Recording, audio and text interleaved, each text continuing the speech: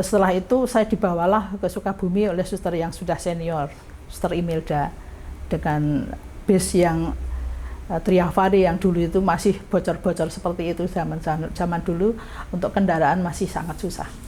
Sampai di sini tahun 1974 kalau nggak salah di situ ya.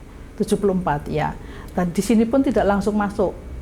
Istilahnya masih aspiran seperti itu. Aspiran mungkin 3 atau 4 bulan dengan teman saya dengan namanya Suster Katarina, nanti akan ada ketemu Suster Katarina. Itu selisih satu atau 2 bulan gitu baru ketemu adik saya yang namanya Suster Katarina itu. Nah, itu mungkin saya boleh dikata mungkin aspiran itu hanya 4 atau 5 bulan begitu. Barulah tahun 1975 tanggal 30 Mei masuklah sebagai postulan, masuk menjadi 1 tahun postulan, lalu kemudian novis seperti itu, sehingga tanpa halangan satupun saya boleh diterima menjadi novis, dan sampai tahun 1978 tanggal 16 April boleh mengucapkan kaul sementara, namanya profesi sementara itu. Ini berarti suster jubilaris keberapa? 44. Iya. Kalau dihitung aja. Terus suster selama ini berkarya di bidang apa? Di bidang kesehatan juga. Dan suster senang di situ? Saya sangat senang. Kenapa suster? Karena itu saya pernah waktu di postulan, waktu itu di novisiat itu saya sering kali menjaga suster kami yang sudah senior, yang gerah, yang sakit. Lalu saya bisa membantu, menolong, yang misalnya dengan keluhannya apa, lalu misalnya dengan muntah, dengan apa, aku bisa melayani dengan baik. Dan lalu waktu itu ditanya dengan apakah kamu cocok dengan kesehatan, saya sangat terima tawaran itu, dan saya masuk SPK waktu itu tahun 1980. Banyak orang sebenarnya tidak suka merawat orang sakit, ya. Tapi kok suster senang? Ya mungkin karena bapak saya sendiri sakit waktu itu di rumah. Jadi dengan keadaan bapak sakit di rumah itu, bapak sakit jantung ya, apa-apa selalu panggil saya untuk dikeriin, untuk dipijetin segala macam, dan saya dekat dengan bapak itu. Lalu sudah terbiasa dengan begitu.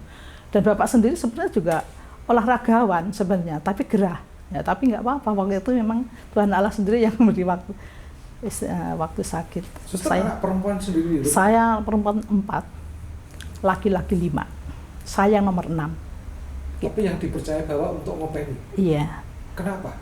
Lah karena ya putri yang agak gede.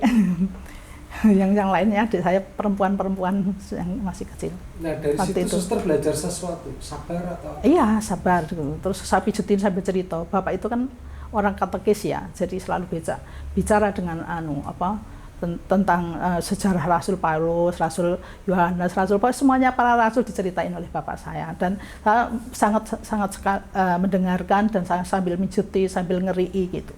Waktu itu kan senangannya bapak saya itu dikerik, kalau sudah dikerik sembuh. Apalagi di dekat saya dipanggil untuk ikut ambil bagian dalam gerahnya bapak itu sampai dia. Jadi suster tidak hanya merawat pasien umum, tapi juga suster, kolega suster yang sepuh-sepuh. Iya. Sampai sekarang? Iya, karena saya sendiri sebenarnya didapuk atau dipercaya atau diberi tugas oleh kongregasi untuk merawat para suster yang sakit, khususnya di komunitas Sukabumi Pusat seperti itu. Sehingga apa pengalaman spiritual yang suster alami dengan merawat teman-teman senior yang sudah sepuh dan ya, sakit? kalau saya sendiri karena mengetahui ilmu kesehatan, saya sendiri juga sakit, dan para suster yang saya layani juga sakit, sehingga apa yang saya rasakan juga dirasakan oleh para suster. Lalu kadang-kadang apa yang suster dirasakan, saya tahu obatnya karena sendiri juga ngalami seperti suster yang dirasakan suster saya itu. Dan seperti suster merasa bahagia melakukan? Iya, bahagia. Hanya faktor usia ya. Usia yang harus istilahnya tidak secepat selincah dulu waktu masih muda. Saya sendiri juga bidan. Jadi bisa banyak. Jadi suster bisa memahami isi hati orang yang sakit. Ya. Itu kontribusi besar suster untuk kongregasi, untuk sesama? Ya itu dia, karena saya juga itu karena jurusannya dari kesehatan, maka juga kontribusi saya ya yang saya bisa bagian kesehatan itu khususnya di kebidanan perawatan. Apakah pengalaman suster yang sakit itu sangat mempengaruhi kejiwaan suster untuk menolong? Di samping juga karena saya sendiri mengalami dan para suster sendiri yang saya alami kok sama seperti saya alami seperti itu, jadi seakan-akan seperti teman senasib seperjuangan semacam itu. Ya. Sip. Oh, itu Pak.